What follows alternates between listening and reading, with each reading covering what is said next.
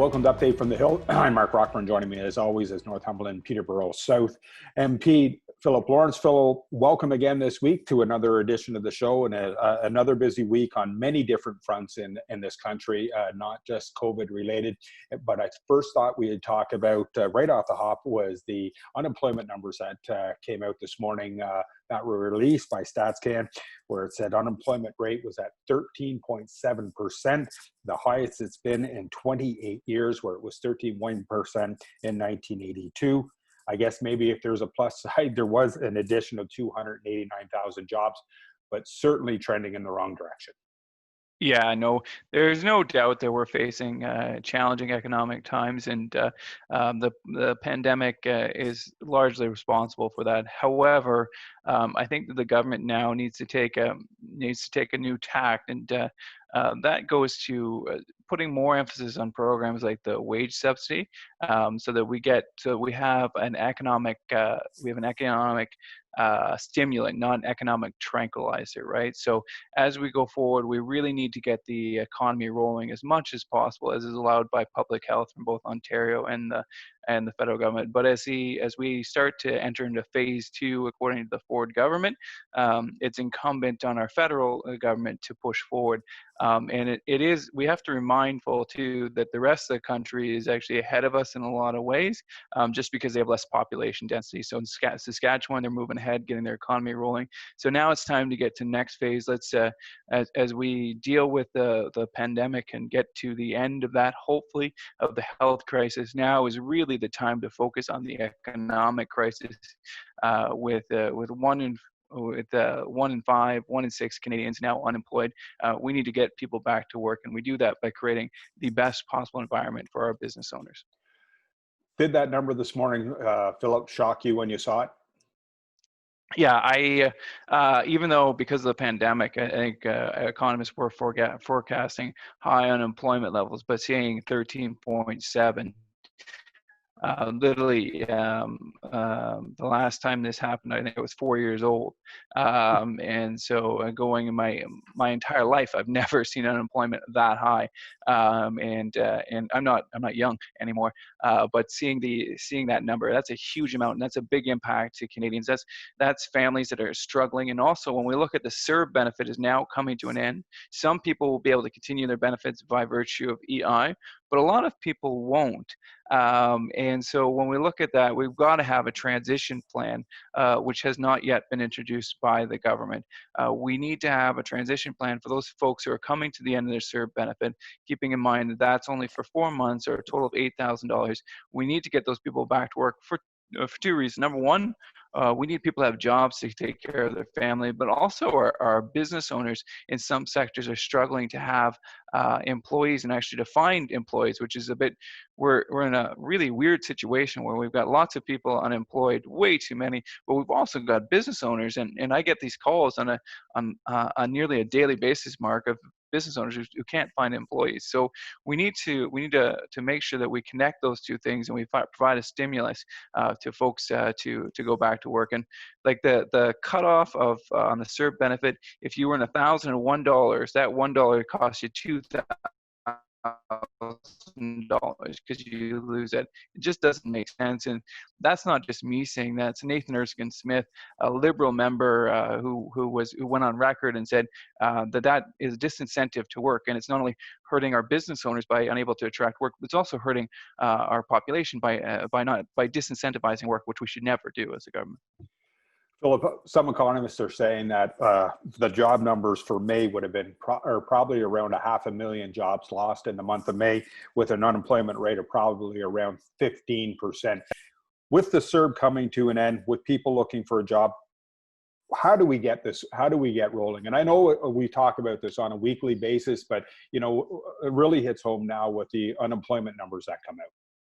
Yeah, and so first and foremost is there's no substitute for our free market enterprise. There's no substitute for our capitalist economy. If we get that going, that private sector creates the energy, creates the jobs, creates the wealth, and so that has to be our focus. How do we get that going? And so we need to look at we need to make sure that those businesses continue that bridge, because the reality is that even the health crisis ends, those businesses, that economic crisis will extend at least for 2 or 3 or 4 or 5 months, if we're lucky. And so programs, and I'll give the government where credit's where it's due, things like the wage subsidy and the rent subsidy are good ideas, but the government needs to be better at implementing them and getting that money out of the door, because largely those programs have been highly unsubscribed.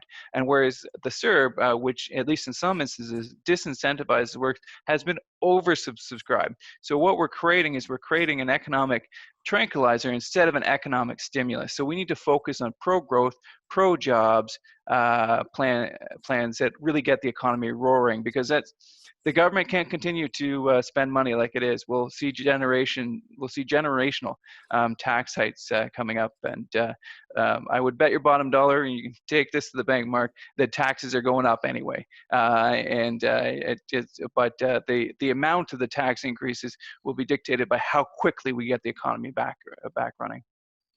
You're watching Update from the Hill. I'm Mark Rockburn. Joining me, as always, is Northumberland Peterborough South MP Philip Lawrence. And Philip, before we get too far into talking about the wage subsidy and the CERB and such as that, yesterday, or I guess on Thursday in Coburg, yesterday is the day we're taping this on Friday, there was a Black Lives Matter march that was organized and ran in Coburg, a peaceful march for the death of George Floyd. You decided to participate in it, or were in attendance in it. Talk about what you saw and why you thought it was important for the MP to be there. Yeah, I was so proud of our community. I think it's important. We can argue about the degree of racism in our society, but it's inarguable that there is racism in Canada. And how we eliminate that is how we eliminate all of the dark behaviors that happens in the dark corners of our society. We apply light, and as I said at the march, we need Martin Luther King Jr. said, "Hate does not push out hate. Dark does not push out dark. Light pushes out dark, and love pushes out hate." And what I saw in Coburg, there wasn't anger, there wasn't hatred, there was a lot of camaraderie, fellowship amongst the police officers and amongst the folks there, and just shining that light, that wonderful light of disinfectant, pushing the darkness of our society out. And the protesters in Coburg, or I should say members of the rally, all were great, and I thought they were extremely respectful. And also, I'd like to commend the Coburg police. They were absolutely first rate. And there were negative things said about them. They didn't flinch. They didn't, if anything, they engaged. I think I saw one of the police officers kneeling with the protesters. And I was just proud of our community, proud of our police officers, proud of our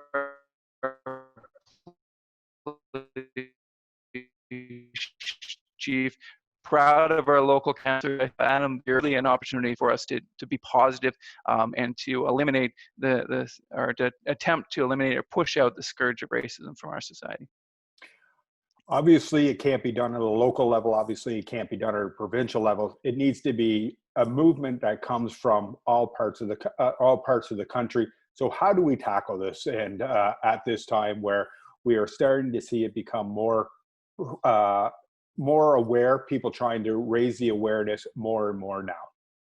Yeah, I think it's incumbent on all of us, right? So it's a societal issue, and it'll be solved by society. I don't think it's a place for the high-handedness of government to come in and put overbearing regulations and laws that don't make sense. But what it is I still believe, and that the majority of Canadians, even the vast majority, are great people who harbor no racist whatsoever. And for those who aren't, we can. For those of us who stand in that camp, we can't be silent. And anytime we face any type of hatred or inappropriate behavior, we can't be afraid to call that person. And we don't have racism. Perfectly said, Philip. The Coburg police were in a tough situation yesterday, just because we see the unrest towards the police officers, all officers all over in the world. And anybody I've talked to about this is that they did what needed to be done within the community, and to show their support to everybody involved. Yeah, and like I said, to Mayor Henderson and to Chief Paul, they should be extremely proud of their team. They not only were they professional, but they were engaging, and they took the opportunity to talk to people.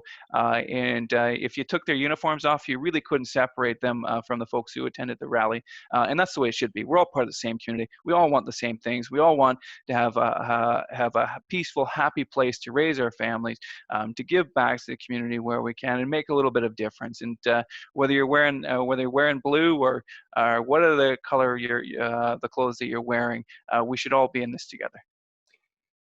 Philip, this is Update from the Hill, as always, with MP Philip Lawrence. And Philip, also a great initiative that the Coburg Police have been the forefront of over the last number of years is Pride Month, and they raised the flag on Monday with the help of the LGBTQ community to help them raise the flag. And this being Pride Month, going to be a little different because of the situation there, but again, it's time that we celebrate everybody with love in this world.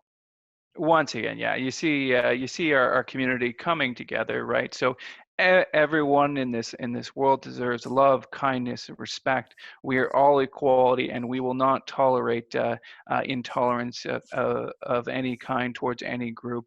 And good on the police for endorsing or to putting the rainbow flag in the background, and saw I believe they repainted the rainbow walkway. So great on that. I haven't been out there yet, but I will be there, and want to make sure that everyone in our community feels loved, feels respected, and feels part of our community, because we're all equal, and we're all in this together. And especially that if there's a silver lining from the pandemic, we've seen how this community can come together, and regardless of your race, sexual preference, or otherwise, we are in this together. And like I said, we all share things in common. We just want to have a happy life with our families, and to love one another, and be able to make a little bit of difference in our community.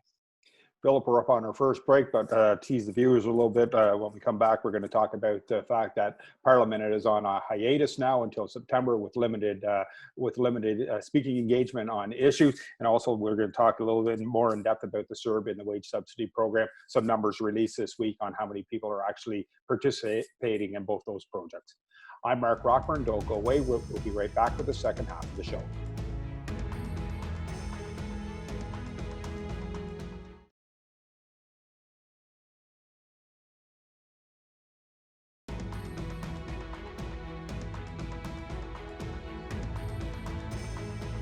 Welcome back to Update from the Hill. I'm Mark Rockburn, and joining me as always is Northumberland Peterborough South MP Philip Lawrence. And Philip, the House of Commons, the Parliament is now on hiatus with very limited debate going on inside the House now. I know it's been a contentious issue from the parties in saying that they need more access to discuss what the Liberal government is unfolding during this COVID-19. I know that it was passed through by a motion with an agreement with the NDP for I do believe 10 days of sick time to be included in this, for them to get the support during this minority government, which we all seem to somehow forget that we are in a minority government situation. Talk about the fact that access is now limited on debate on issues.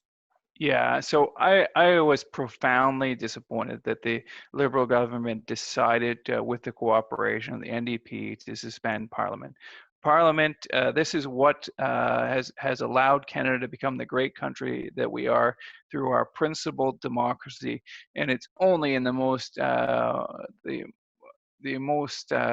wild of circumstances should we ever suspend Parliament. And to keep continuing that, I mean, right now, dog groomers, and I love dog groomers being open because that allows my giant Bernese Mountain Dog to be groomed. But if dog groomers are open, if all the retail stores are open, you know what, we're getting together for the Black Lives Matters, which I was there and completely support because it's an important part of democracy, but so is Parliament.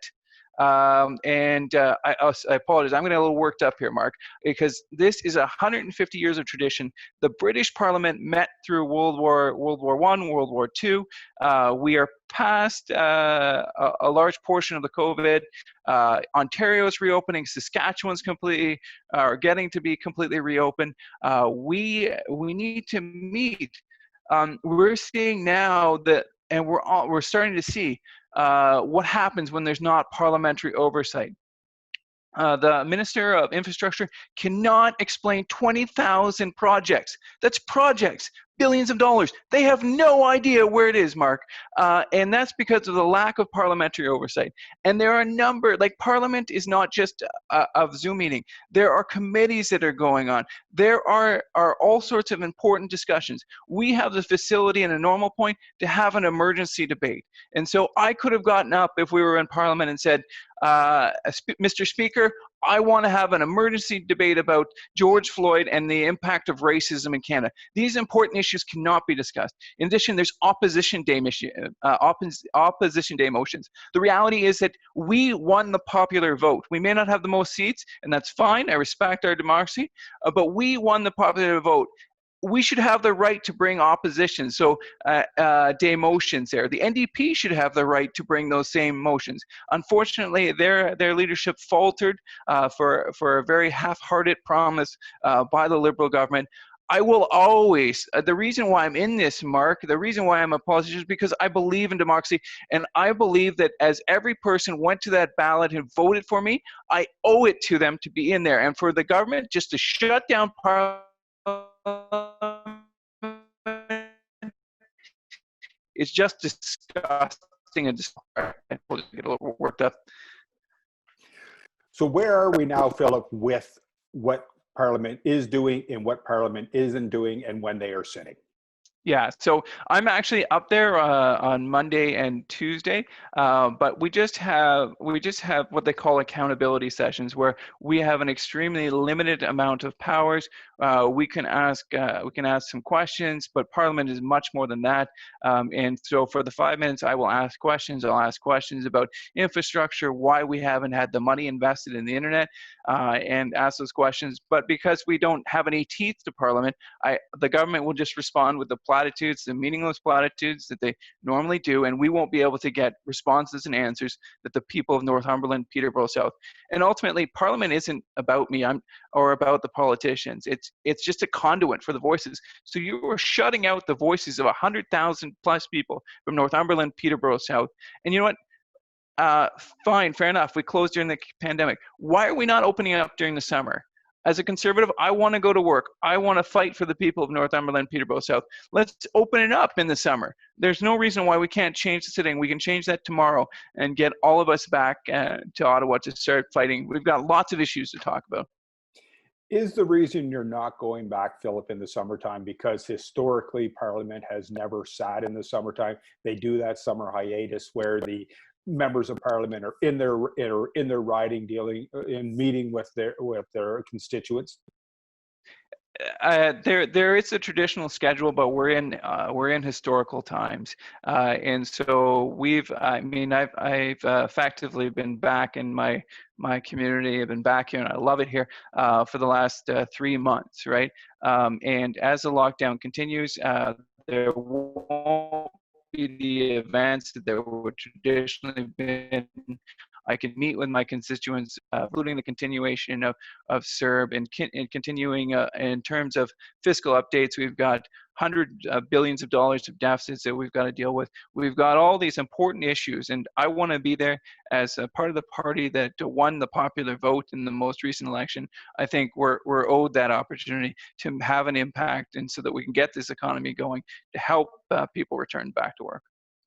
You're watching Update from the Hill. I'm Mark Rockburn. Joining me, as always, is Northumberland Peterborough South MP Philip Lawrence. And Philip, some numbers came out this week, and I know we've talked about it numerous times over the last few weeks about the wage subsidy program, but we finally got some numbers as to how many people are actually taking part in the wage subsidy program. It was estimated originally to cost, I think, around $45 billion is what the government had earmarked for the program to work.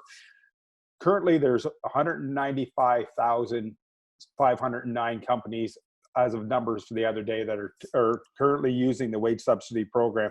But the staggering number is only 9.3 billion has been paid out using that program. Whereas, they originally estimated 45, but only 9.3 billion is being paid out.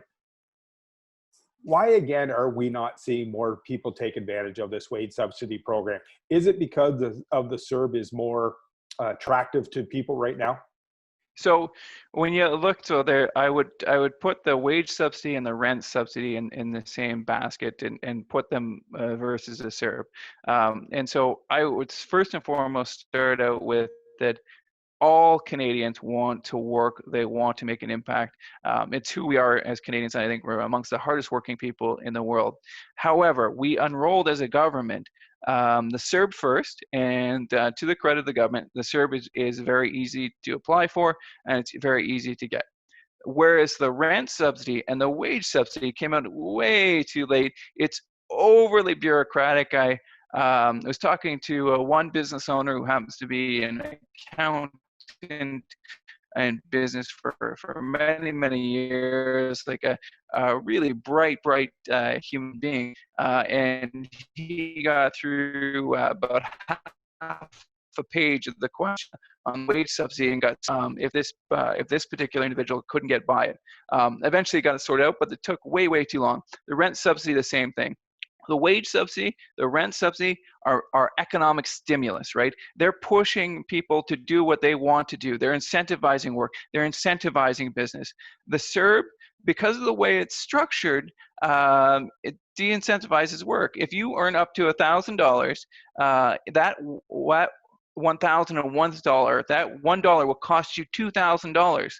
So we're rational human beings, right? If I know, well, I'm going to earn one more extra dollar, it's going to cost me $2,000, it would be naive to say that's not going to have an impact on our economy. We need to have more economic programs that stimulate work, that get the economy rocking and rolling, and really get government out of the way so the business owners can be successful. That's what we need to do. Numbers, Philip, this week as well came out with the CERB, and again, staggering numbers. 8.3 million people across Canada got on the CERB program or have applied for, with a total payment of $42.6 billion, billion with a B. Obviously, as you've stated many times, it was what needed to be done at that time. But those numbers are staggering when we're looking at the long-term debt of what is going to have to be paid back for many generations.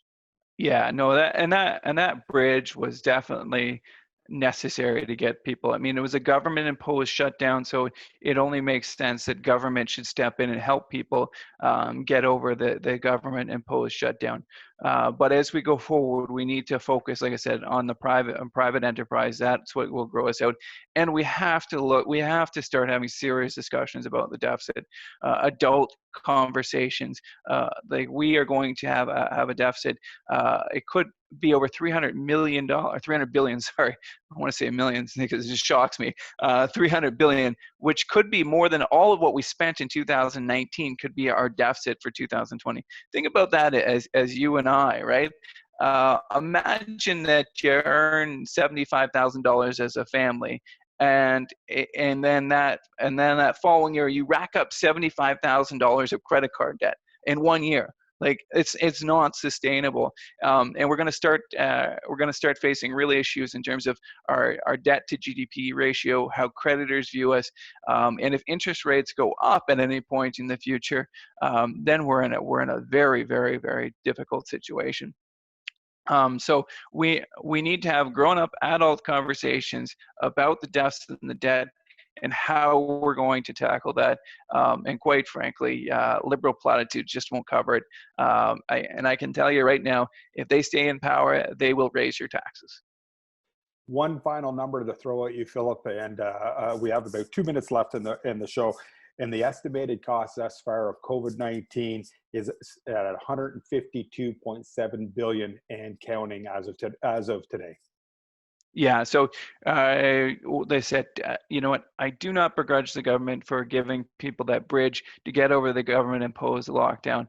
But now is the time to switch our focus from the government supports that bridge to get us to the new economy to the new economy, and we've got to create, and I'm committed to doing it here in Northumberland and Peterborough South, making this one of the best places, if not the best place, to operate a business, because ultimately through those great entrepreneurs, those business owners, those job creators, that will provide us with the wealth and the way forward to make sure we can pay down our debt and deficit, make sure that we can support our teachers, our nurses, all the important things of the Canadian safety net that have made us so great. And that all comes from running a strong economy.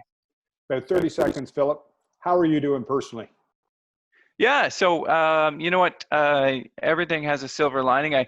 It was great to be out there actually at the Black Lives Matters protests to see people. I of course had my mask on and 6 feet away, but that's what I miss the most. And it's gonna absolutely kill me that we don't have the fairs. I love those things, like having my son and my daughter. But it is nice to be at home a little bit more and seeing my 6-year-old and 4-year-old grow up. So that's the silver lining. Bill, thanks as always, and take care of those chickens, and hope you're raising them to get the eggs here shortly. So You got it. Have a good week, Philip. You've been watching Thanks very much. You've been watching Update from the Hill. I'm Mark Rockburn. We'll see you in 1 week.